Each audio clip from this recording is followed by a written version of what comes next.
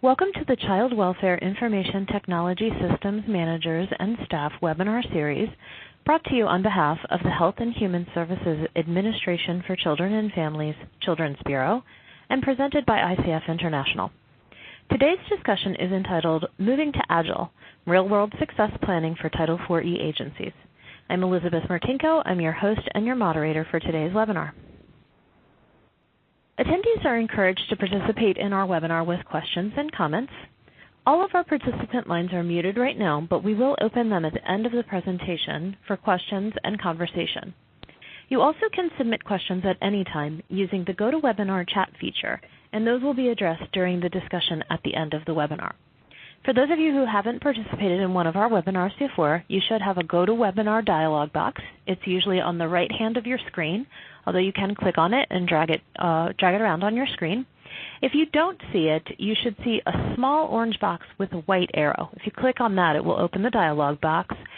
Scroll down to the questions, and you'll see a place where you can submit questions or comments.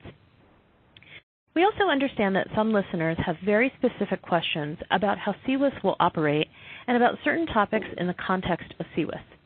In these cases, we encourage people to either send questions like that to ccwis.questions@acf.hhs.gov or to just chat informally with their federal analyst. That email address, again, appears on the slide and is ccwis.questions@acf.hhs.gov.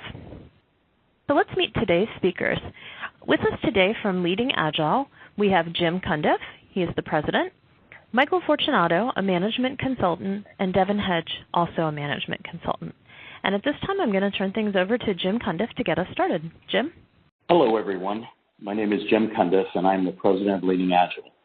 We're a small boutique consultancy, and we help enterprises develop, design, and implement frameworks, processes, systems that support continuous improvement, innovation, organizational change. We teach Agile, but it's really not about the practice or even the principles in the Agile Manifesto. Moving to an Agile way of working is really about creating business value to help you to meet your mission and provide better customer engagement. We try to bring you the most valuable products and features to market faster with more predictability while reducing risk. Michael Fortunato is our primary consultant who's been working on the CWIS engagement. And I'm going to introduce you to Michael, and he's going to take you through our presentation today. Michael? Thank you, Jim. Welcome, everyone. Thank you for coming. I appreciate you taking some time out of your day to come and listen to this, have a conversation with us here about transitioning to Agile. We move next slide, Elizabeth. I'm going to give you a quick overview of the services that we provide. This document is available to you through your federal analyst if you don't already have it. It's a simple 5-step approach. But essentially, our goal and strategy and the way that we work is outlined here for your own information. We essentially are trying to help you get set up for success if you're planning or thinking about transitioning to Agile. The way it works is we'll have a couple of phone calls with you, one phone call to just assess your need and your interest in engaging technical assistance. If that turns out to be something that you want to do, and then we will have a second call to plan an on-site visit with you. So that's where we develop kind of how we're going to work with you on-site, the goals, what we're going to do, and help you get set up to conduct usually a 2-day working session where we have various workshops, change readiness workshops, things of that nature. That is customized for your state, your particular circumstances. Next slide, please. So far, we've been working with the states that you see here. We've been all over the country. We've had the pleasure of working with some great people who have been very open and working very hard to get ready to transition to Agile. We hope to meet more of the states as we go along. We've learned quite a bit, and we want to share some of what we've learned here with you today as well. So we're hoping that on the heels of this webinar that you all will pick up the phone or send an email to your fellow analyst and ask for some technical assistance, as we hope to meet you soon. Next slide, please, Elizabeth. So before we start, I just want to say a couple of things. One, we thoroughly enjoy working with the states. We're invested in your success.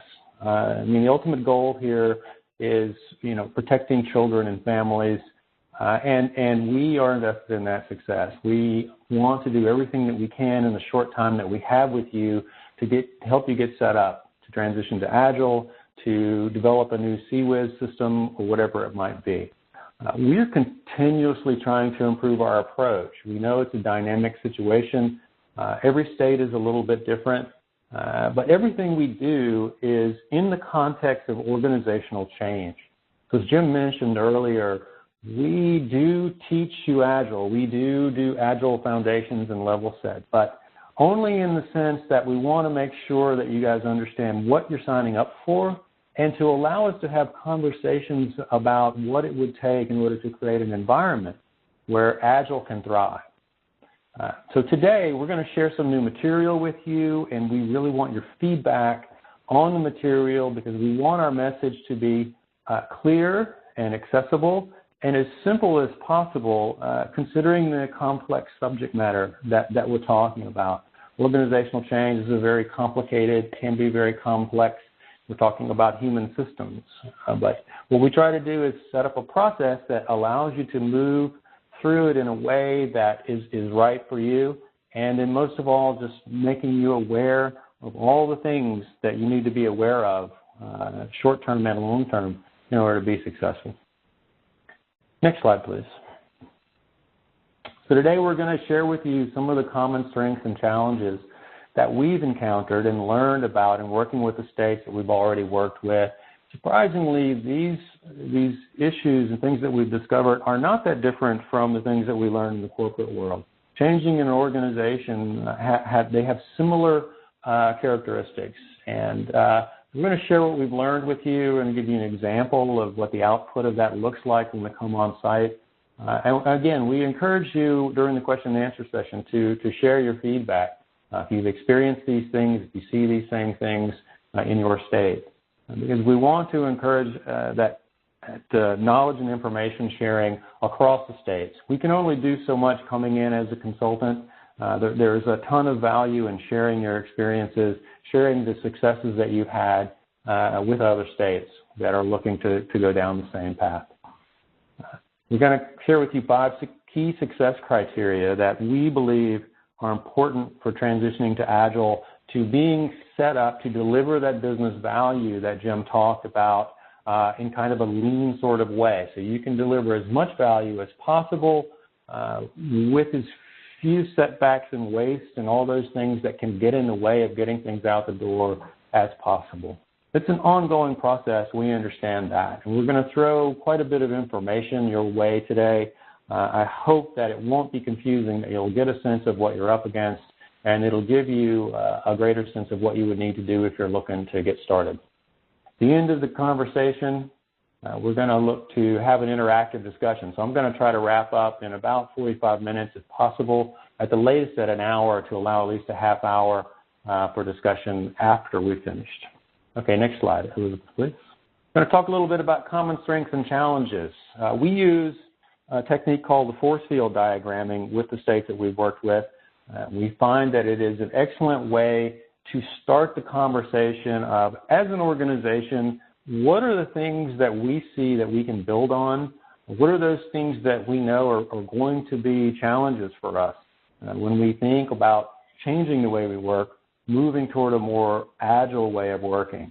The common strengths and challenges are things that we see in most states, and then every state has their own particulars, of course. But these are common trends that we've seen. The next slide, please, Elizabeth. Leadership, the top of the list. Leadership, if engaged, is absolutely necessary for success. And when I say engaged, we're going to talk in more detail about what that means. Agile requires that we have cross-functional support and coherence, all kind of marching toward a common goal. If we're going to achieve business agility, we have to work together cross-functionally to do that. And leadership is has been named as one of the things that has actually shown up both on the positive and negative side of the fence. If you have leadership that is on board, is willing to step out and help you move forward with this, otherwise, potential issues that we see is disconnectedness between leadership, communication issues, and other types of things. One of the things we help to do to remedy this is to do Agile overviews for executives, and that is specific to leading an Agile transition for leaders, both mid-level management and executive leadership, to let them know what they need to do in order to support you as you begin to roll out Agile principles and practices. Business and IT partnership, another thing that it shows up on both sides of the fence here. All of those things on the left-hand side we've seen both as positives, and as you can see, a lot of the things pointing off to the left in the red, they also show up as negatives. We've seen some good business IT partnerships where there was actual partnership and collaboration. We've seen other areas where it was actually necessary to get business and IT together, talk about how we can adjust some of the ways that they're working. We're going to talk in a little more detail around what that means.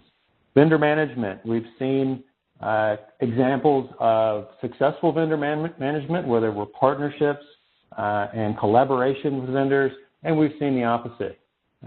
Same types of things, horror stories in some cases of acquisitions that have gone wrong, locked into one vendor and resulting in systems that did not meet the needs or went over budget or whatever it might mean.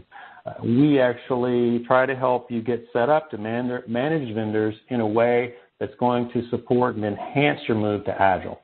And we're going to talk a little bit about that later on. Agile experience as well. There have been some good examples and some examples where there was either very little Agile experience or possibly a bad experience with Agile, which makes it even harder to get that momentum back. Communication, by the way, communication is one of the biggest areas where we've seen this process break down.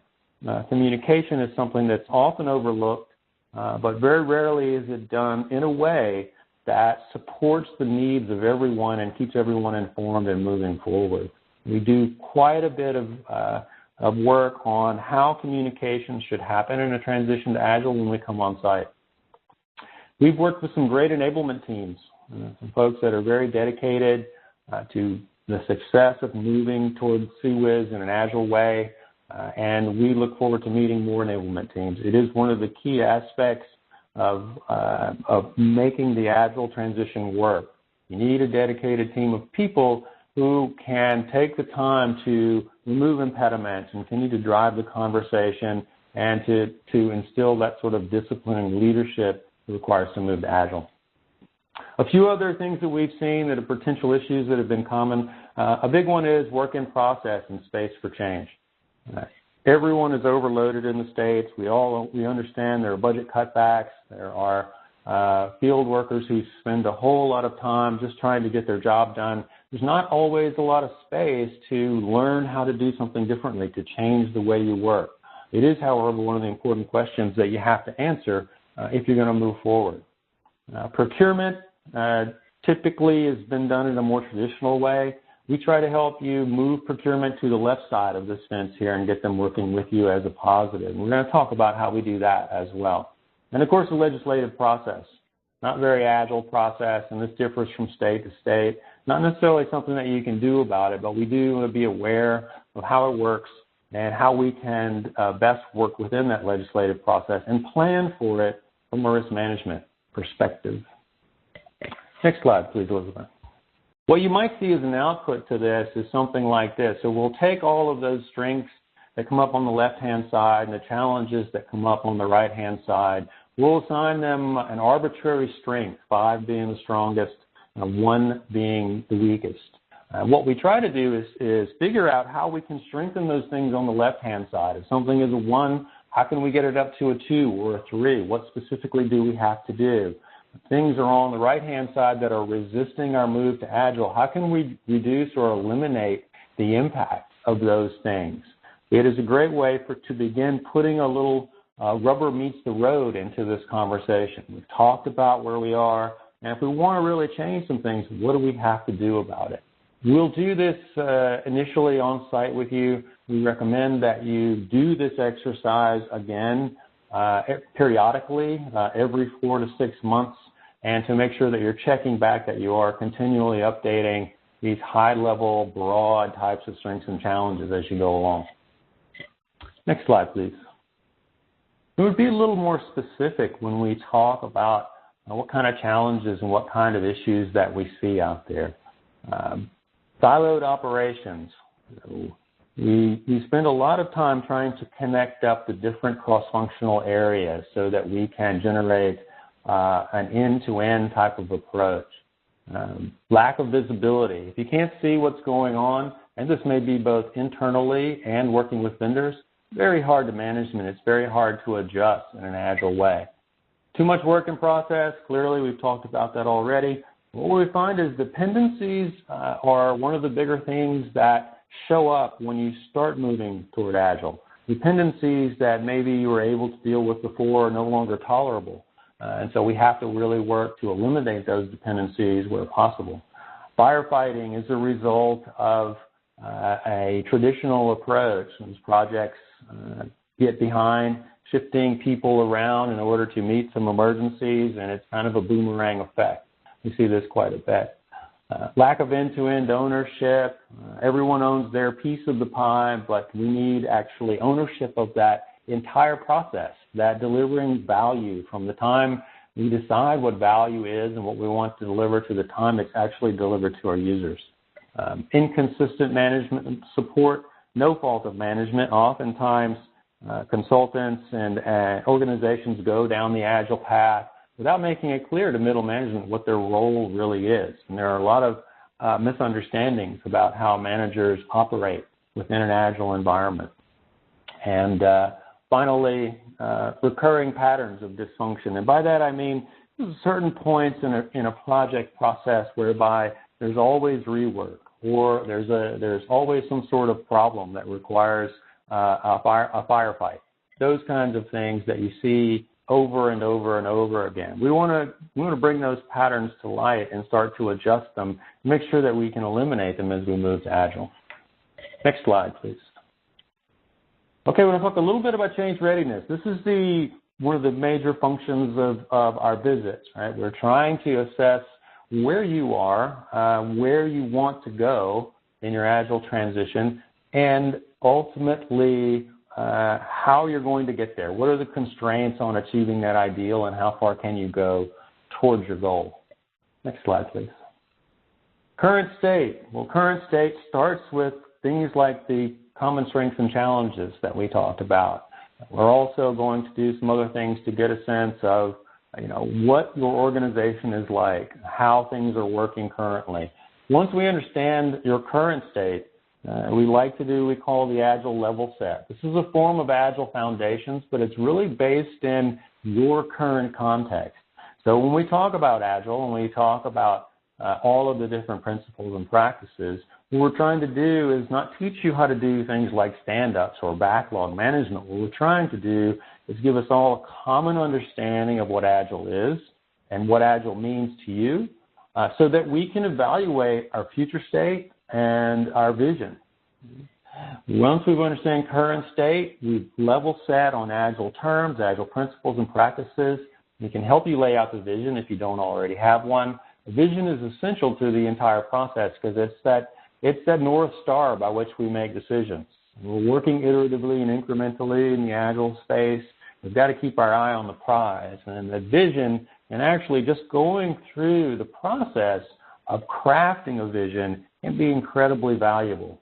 We come to a place where we have surfaced all of our hidden assumptions about what Agile means to us and can agree together where we're going. That allows us to do a real-world assessment of our future state. What's possible? What is possible for your state? Next slide, please. The change readiness is going to consist of what are the business goals? What are the constituent goals that we're looking at here? And the vision is actually intended to achieve those goals. What are your capabilities in terms of systems and otherwise? What kind of capabilities do you currently have? Strengths, challenges, and sticky issues. Change leadership. As I said, leadership is an incredibly important part of this. We need to assess where leadership is and help them get to the place where this can actually be successful. They're out in front, doing the things that leaders need to do in order to conduct an organizational change of this type. What is your risk, appetite, and tolerance? Risk appetite really speaks to how much space do we have for this change? How much confidence do we have that we can put in these principles and these practices and create the structures and decisioning processes that we need in order to move forward? How quickly can we do that? How large can we go? How big can this be? Do we need to start small and move slowly? Can we move more quickly with larger types of initiatives? Impacts and constraints. We have to understand and be very frank about what the impacts are. First of all, understanding the impacts to each of the different areas and the constraints that we have, and deciding based on that, what can we overcome, what can we fix, what can we move forward with, and that all bakes into that future state. It's a real-world future state. Many times we see organizations head down the Agile path without accommodating their impacts or even measuring their impacts, without accommodating their constraints. One of those, as we said, was creating that space. If you don't have the space for your program, your product ownership to actually participate in the process, you're going to have all kinds of issues down the road. And so a real-world conversation about what is available. If it's not enough time, and usually it's not, how can we create that space to work together? Agile knowledge and experience. Go on to assess what knowledge and experience that you have. Take advantage of that. And as part of that level set, make sure that we're all on the same page around knowledge and experience in the Agile space. Next slide, please. If you want to do a quick self-assessment on how Agile you are, one way to do it is to simply look at the 12 principles that come from the Agile Manifesto. Do you have face-to-face conversations as a default? Do you do that always, sometimes, or do you always default to email or some other mode of communication? Sustainable pace, how is that working for you? The projects generally proceed at a fairly sustainable pace, or are you doing a lot of firefighting? Simply walking through some of this can generate some interesting and useful conversation, because if you want to know if you're really Agile, all you have to really do is decide whether you're following these principles or not, and refer back to them regularly. It's not necessarily about doing Scrum right or doing any other Agile practice right. It's about following those principles. We talk about the principles in the context of organizational change, how we can enhance your ability to follow the principles, and what that would be like. Next slide, please.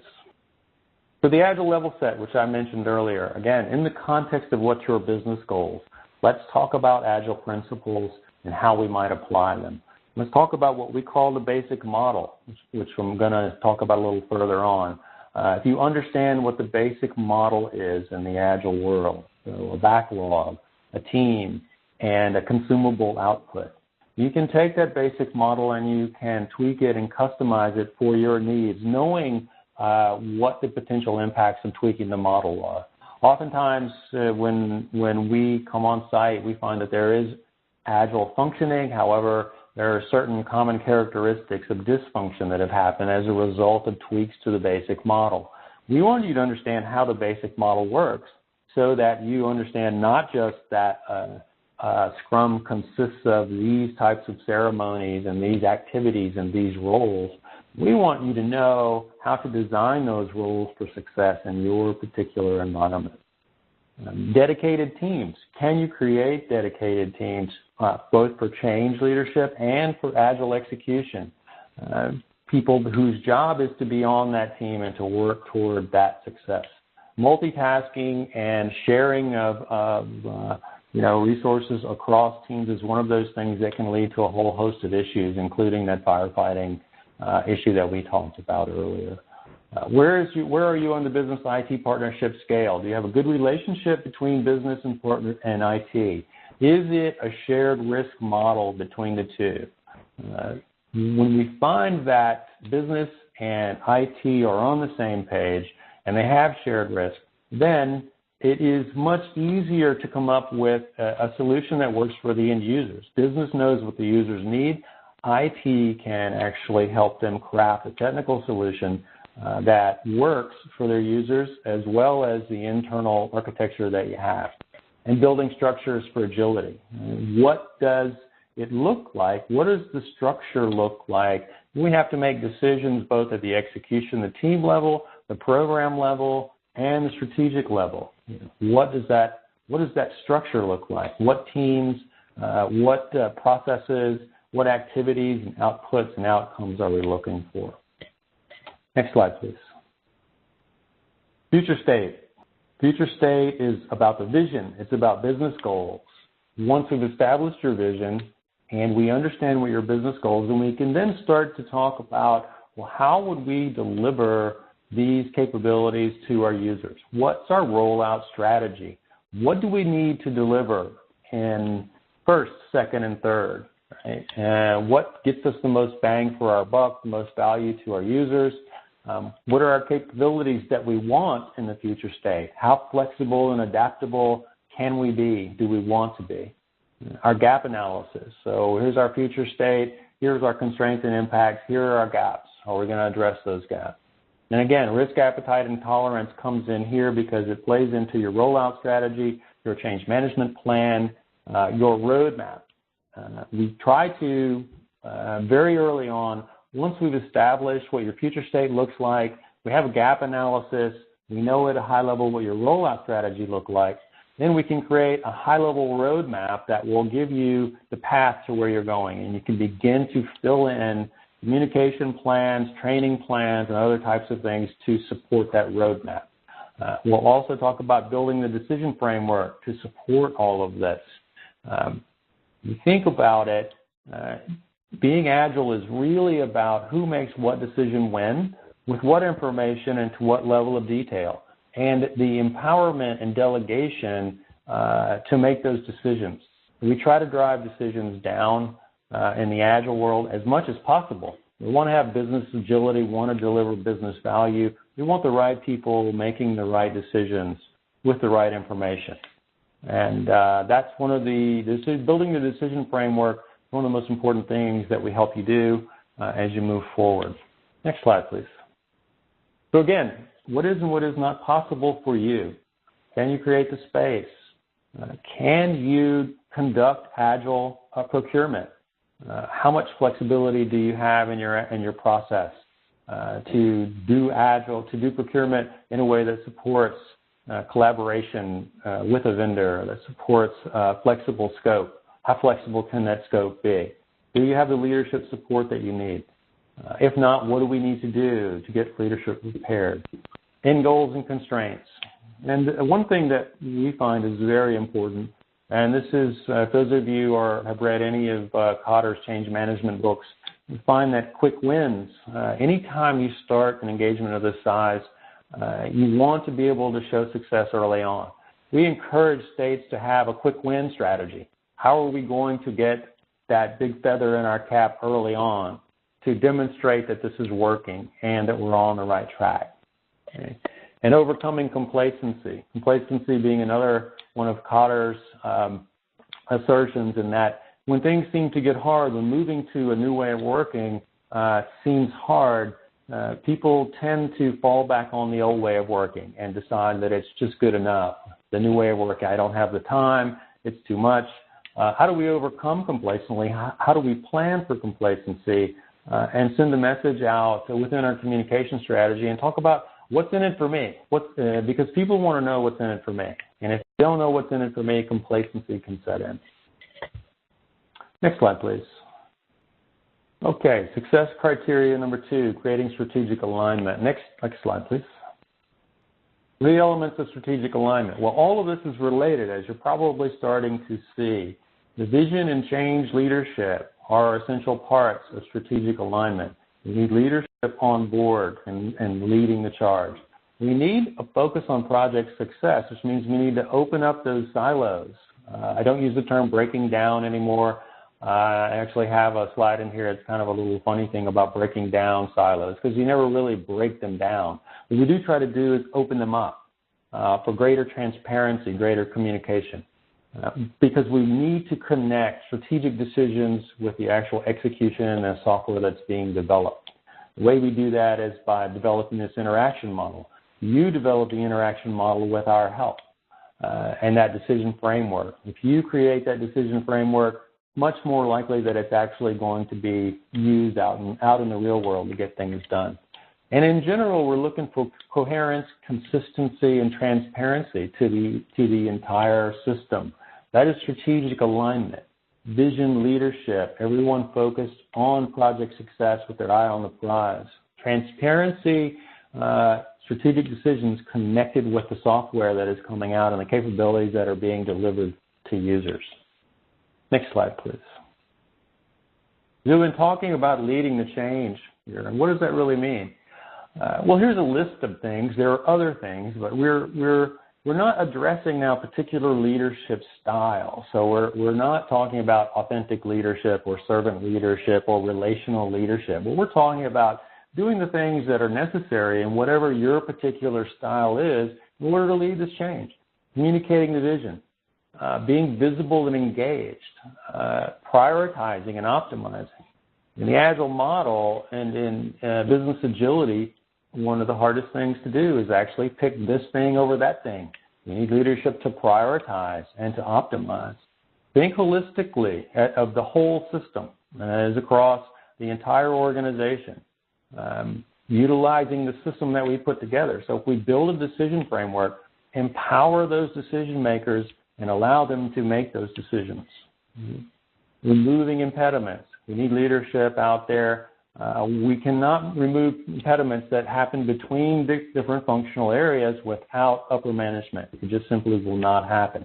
And if we've connected strategy and execution, we've created that sense of coherence, and we have leadership, it certainly makes it more possible. And then celebrating success. We like to see leadership celebrating those quick wins, consistently reinforcing that message of success and how you're going to move forward. Next slide, please. Just to illustrate what we mean when we talk about breaking down silos or strategic alignment, we need all areas to be focused on project success. But in order to focus on project success, you have to know what success is. We like to have members from all of these different areas in our Agile level set, in our foundations classes. We like to have cross-functional engagement when we do all of the change readiness that we do. Procurement, management, program management, legal, everyone understands, at least at a general level, how Agile works, how it's different, why we're doing this, what the benefits are, and how we're going to move forward together to create that coherence that we've talked about. Anything short of having everyone on board is going to show up as impediments, waste in the system, other things that get in the way of actually establishing that Agile transition. Next slide, please. Just a couple of interesting little funny things to share with you. Nothing really to talk about here, but I liked both of these. I was looking around to something to share. The one on the bottom right, I think, establishes that silo mentality that we're talking about. Local optimization is another way that we look about it. But when you're optimizing your area and everyone is focused on their own particular issues and impediments, it's hard to get things out the door. We need cross-functional cooperation. Next slide, please. The basic model. So I referred to the basic model earlier. This is a very simple model, and it may look familiar to some of you. A backlog, a prioritized backlog, a team that pulls from that backlog, and a consumable output. Now, you may have seen this in some other form. You may have seen, Scrum illustrations that look similar to this. But this is what we consider kind of a generic Agile basic model. To understand how Agile teams function, to understand how Agile works, you understand this model, you can apply it in different ways. You can apply it at different levels and different areas within the organization. At the end of the day, what we've got here is someone who is making decisions about what's in a backlog, who's prioritizing those items based on whatever their particular area, whatever their particular goals are. There's a team that's pulling the top priority items from that backlog and delivering some form of consumable output. Now, we're not talking necessarily about working tested software here, where, although that is one form of the basic model. You'll have development teams that are producing working tested software in a Scrum team, for example. We're also talking about, at the executive level, the strategic backlog. What are those strategic backlog items that we need to work on? What team is taking those backlog items and creating a consumable output that can be consumed and then moved on down the line through the program or portfolio levels, eventually becoming what we call Agile user stories, which is the value delivered to our user. In our Agile level set, we talk about how this model works. We talk about how you may potentially need to adjust it and what the impacts of that adjustment might be. The model has certain assumptions, including the fact that the team is fully dedicated, that there is someone managing that backlog who has both the knowledge and the ability, the market knowledge as well as the product knowledge for what the users need. Very often that's not the case. It's usually multiple people who actually manage the backlog. How do we handle those kinds of things? What does that consumable output look like? Right? How can we optimize that consumable output for the next set of things that need to be done in our strategy to execution model? Next slide, please.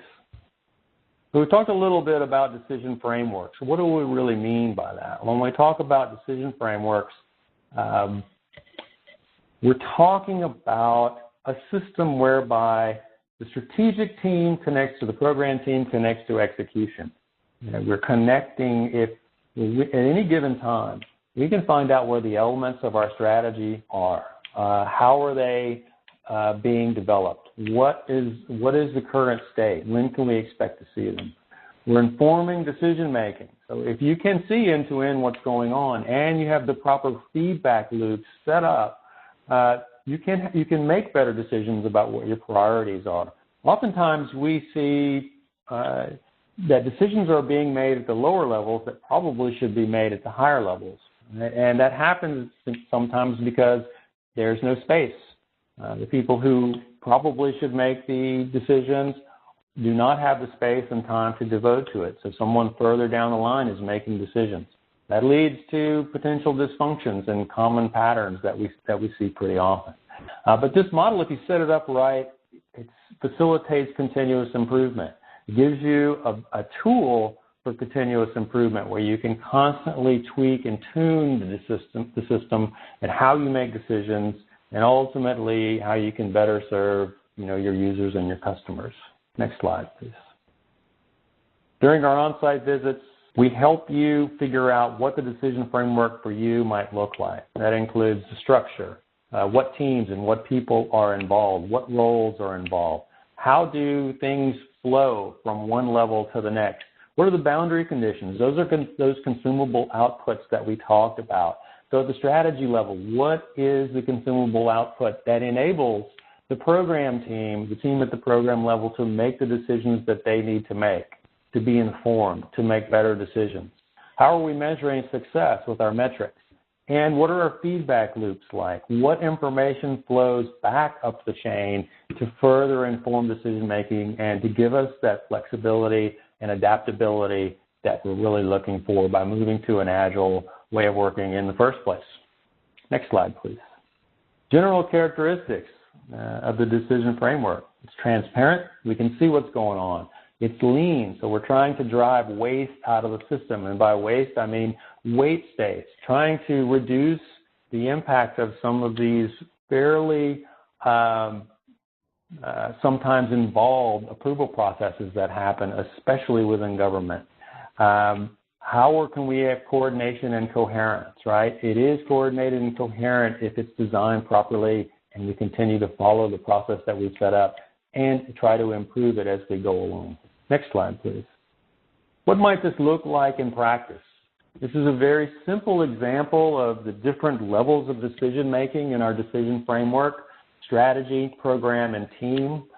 We talk in the middle there, we talk a little bit about what the focus is, Strategic level can be from 1 to 5 years. It's a very high level, thematic we call it. It is prioritized, and it is based on both the internal and external environment. The output of that usually is a theme. Those themes are broken down into what we call epics, oftentimes in Agile speak. So epics are very large or larger parts of the system that we're going to build to help build out that theme. The executive level creates a consumable output. It's delivered to the program, and it's actually a collaboration that goes on between the two levels. So we agree on what activities and outputs are. The consumable output is then exactly what the program team needs to take it and do the next level of processing around those Agile epics. Features, epics tend to turn to features at the program level. There's a lot of capacity-based and other planning activities that goes on at this level. And ultimately, those features feed into individual Scrum teams or Agile teams where the working tested software is created. Now you see from the diagram, there's traceability from end to end. We have feedback loops set up, and we're connecting our strategy to execution here. So you can literally track a theme as it's broken down into epics all the way to the user stories. That's the idea anyway that we're going for. Next slide, please. Quick real-world note here. We realize that the whole world isn't going to change to Agile overnight. We know that we're going to build this decision framework, connect our strategy to execution, but there's still going to be potentially waterfall and other types of processes out there. Initially, there's going to be vendors, COTS and GOTS and things like that we have to work within and with. We understand that part of the challenge is in figuring out how to do that. We'll help you figure out what those dependencies are and how you can manage them. Waterfall projects tend to be not very transparent. It's hard to manage dependencies, but by bringing everyone in early on and getting that cross-functional agreement on project success, you can actually increase the chances that, or minimize the chances rather, that you're going to have hiccups and other types of impediments pop up. Next slide, please. Quick note here about setting up vendor interaction models. So if you're looking to do CWIS, one of the things that we do is help you figure out what type of decision framework you can support. If we understand what that is, we can help you build a vendor interaction model that can drive your RFP process and set you up for a collaborative relationship with a vendor that in a model that you can support. The vendors are doing, if you're outsourcing to a vendor, system development, and you're going to need to be able to control the product decisioning. You've got to be able to keep pace. We help you take the lead on that rather than waiting to see what the vendor is going to come up with on how they're going to work with you. We help you design the interaction model that you want. You can then take that to the vendor and have them respond. It keeps the state in the driver's seat, actually ensures that you can support the model that, whatever the vendor is doing, you are in lockstep with them. Next slide, please. We're going to cover a little bit of procurement contracting and support, and I'm running a little bit behind on time here. We are coming out with a white paper to talk a little bit about procurement and contracting from a risk management perspective. We don't have time to cover it all here today. I want to share some information with you. It's really kind of food for thought. And then, if you have further information needs, please check in with your analyst and look for the white paper that's coming out hopefully soon. Next slide, please. Known problems in government systems development. Big upfront planning combined with fixed price and fixed scope contracts. We talk a lot about in our two-day sessions the impact of trying to write down all your requirements right up front and fixing that, both the price and schedule to that requirements document. The problem with it is that there's a ton of risk in that document, and that if it turns out to be wrong, it really comes back on the state to have to pay to fix those things as they come up.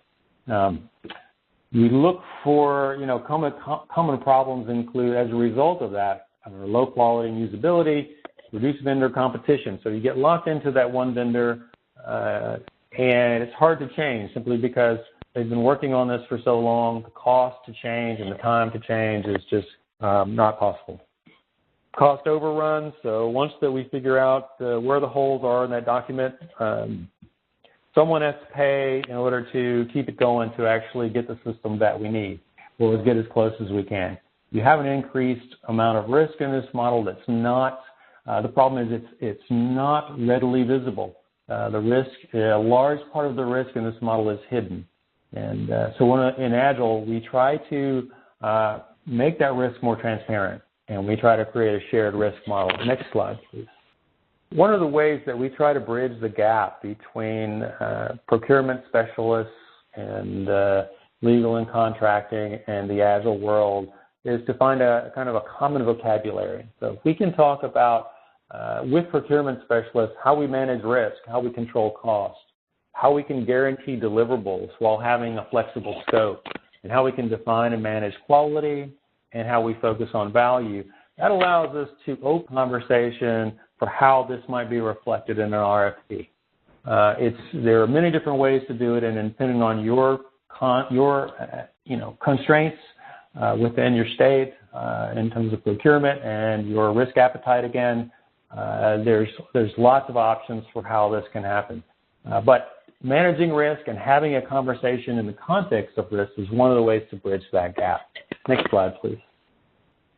I want to cover a few key differences with you. We don't have time to dive into all of these, but the biggest one being in Agile procurement, you're actually buying services, not products. I'm going to talk about creating in the traditional world a requirements document and then handing it over to a vendor to actually deliver a product to you. In this model, ideally, we're buying services. We're setting the system up so that we can verify the vendor's performance through working, tested software in short cycles. We use the definition of done and other things to make sure that we're all in agreement on what that is. The collaborative vendor model, that interactive model that we've talked about, needs to be defined, and we'd like to see the states do that up front. We have verifiable progress. You can verify how well your vendor is working every 2 weeks if you're on a 2-week cycle. And also have an Agile architecture with loose coupling that allows you to make changes to the system in a more flexible and adaptive way. Next slide, please.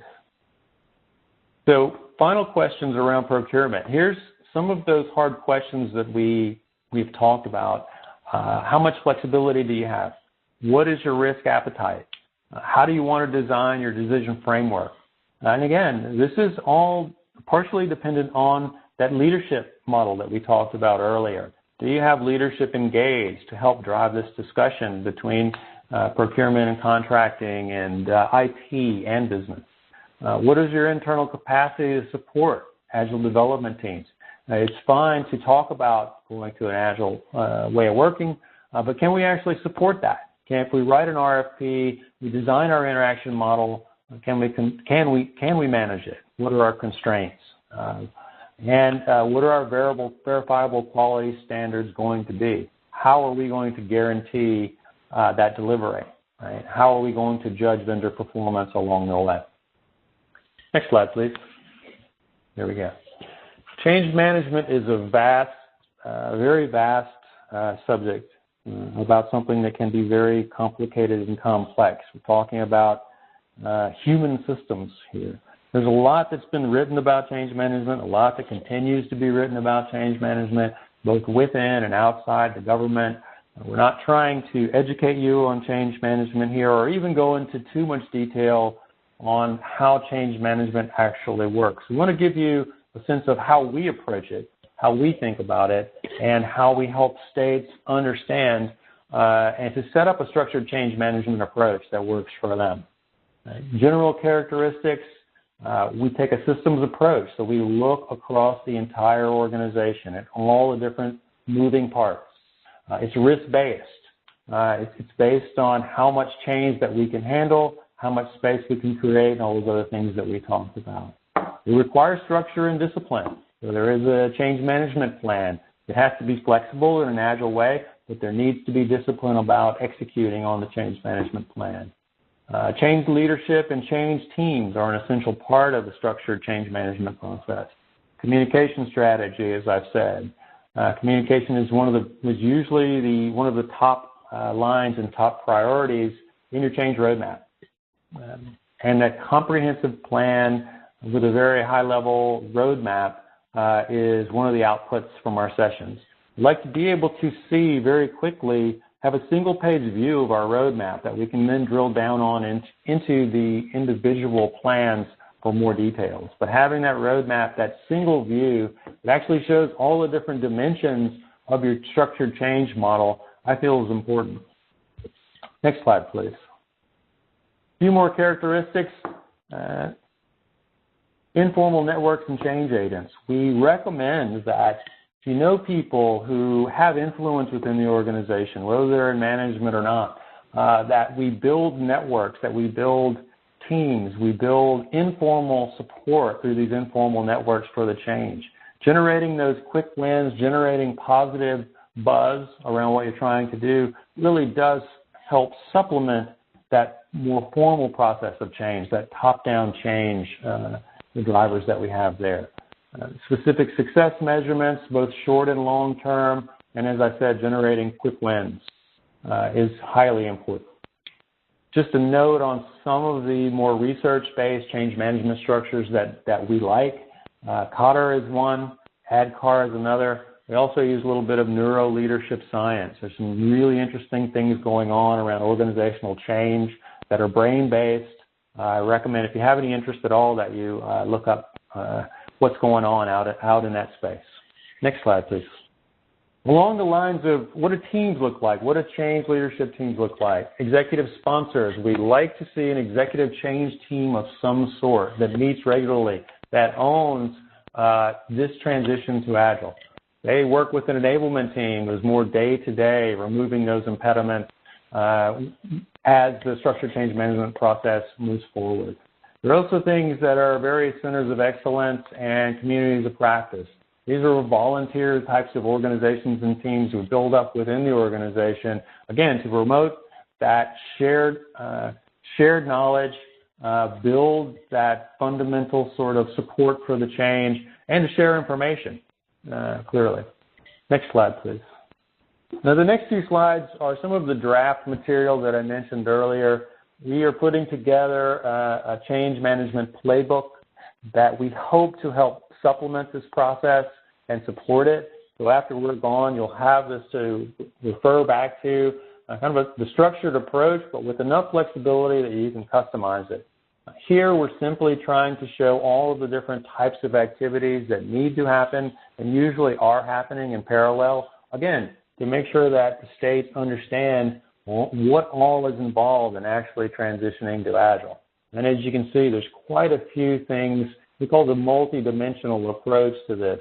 And your roadmap should reflect all of these different activities as well as your change plans. Next slide, please. The previous slide kind of makes things look like you're working in a straight line. We all know that although we're proceeding forward and we like to move in a straight line, it's rarely that way. What we're really doing underneath the covers here is doing a ramp-up phase. We're getting ready to change. We're executing on the change. We're measuring our success, analyzing and adjusting it as we go. So in addition to the multidimensional aspects of the change management approach, you've also got an iterative and incremental function that is happening within that.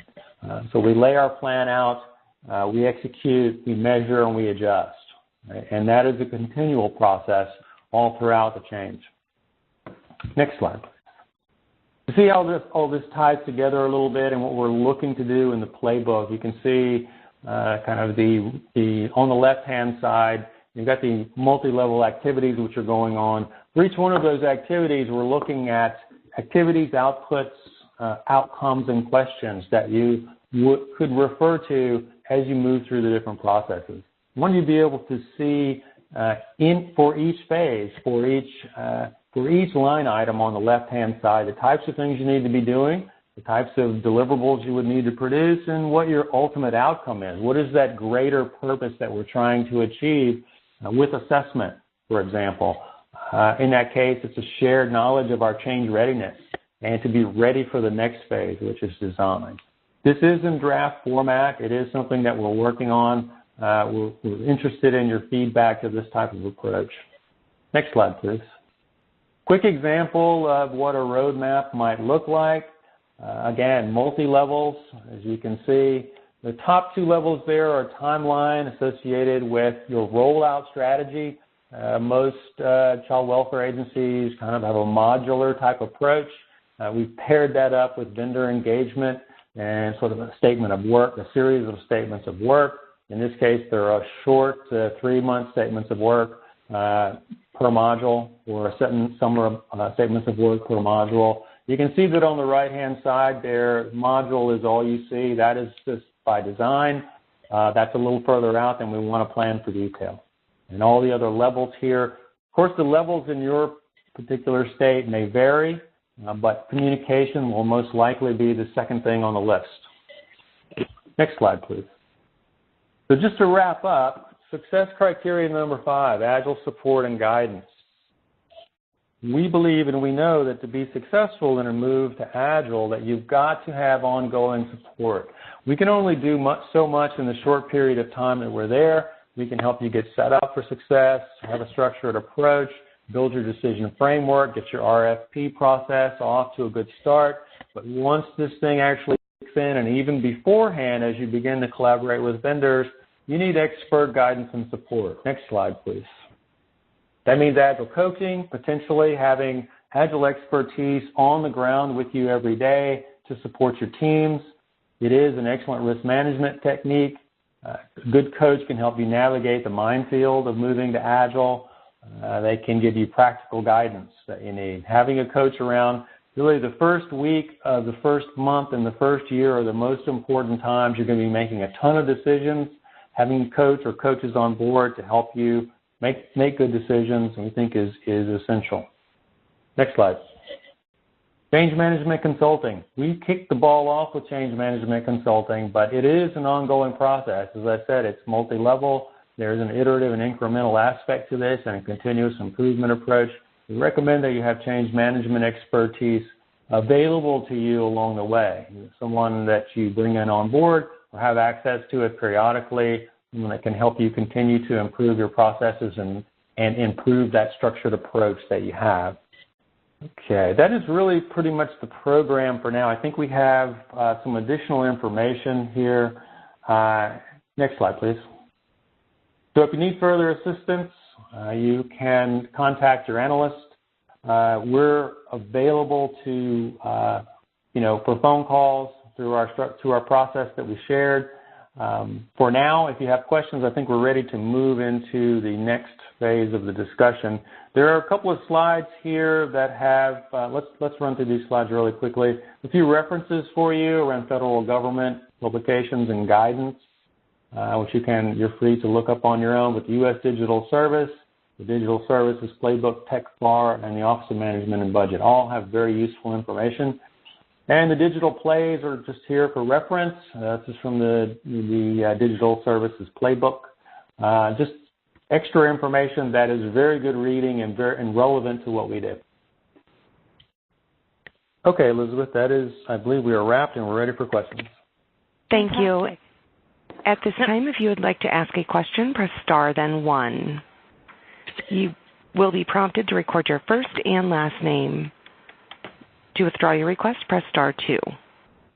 Great. Thank you so much, Dory. And Michael, thank you so much. That was a lot of information that you gave us. I really appreciate that. I'm just reminding our audience that you also can submit questions via the GoToWebinar chat box. Just open the dialog box, and if you go down to chat or to question, you can enter either way, and we will see them. And I also wanted to give Jim and Devin an opportunity. I didn't know if you had anything that you wanted to add in at this point while we're sort of waiting for people to line up for questions. Jim or Devin, if either one of you are speaking, you're on mute. I really had nothing to add. I think Michael covered it all. Okay. Yeah. Just in reference to the letter that Terry had sent out, and Michael had covered this, but specific services around on-site assessments to really establish a shared understanding of the different business drivers, strengths, weaknesses, Agile foundational trainings, workshops. We talk about specific practices. We'll introduce change management techniques. We'll talk about story mapping and road mapping and story writing and different techniques that you've probably heard of in the Agile practice space. We'll also help you develop a roadmap, a strategy approach, albeit at a high level, to really help you to align your structure and your goals and the steps necessary, the steps that you'll have to take to be able to transform the way that you're working. All right. And Dory, do we have any questions on the line at the moment? At this time, we have no questions. Okay. And for folks to line up on the phone, it's *1? That's correct. Okay, so *1 if you have any questions that you'd like to ask. I also did want to let everyone know that we have the PowerPoint slides as a PDF handout. Those are in your GoToWebinar dialog box. If you open it up and you go, it's near the bottom, about second from the bottom, you'll see a tab that says Handouts 1 of 5, and then the Adobe icon and the name of the PDF. Just click on that and you can go ahead and download that. So you're welcome to download those and use them for your reference as well. So again, any questions, if you'd like to go ahead and submit those via a GoToWebinar dialog box or press *1 on the line. And Dory, do we have anyone lined up for questions at this point? We have no questions. Okay. Well, with that then, I think I'm going to go ahead and wrap things up for today. I just want to thank our colleagues at LeadingAgile. I think this has been really a fantastic and informative presentation. I know you put a lot of time and energy and effort into it, and Michael especially, I think you must be exhausted at this point. You covered a lot very quickly but very clearly, so I just want to thank all three of you so much for sharing this with our audience today. Our pleasure. Thank you very much, everyone. Our pleasure. Thank you. Okay, great. Thank you so much.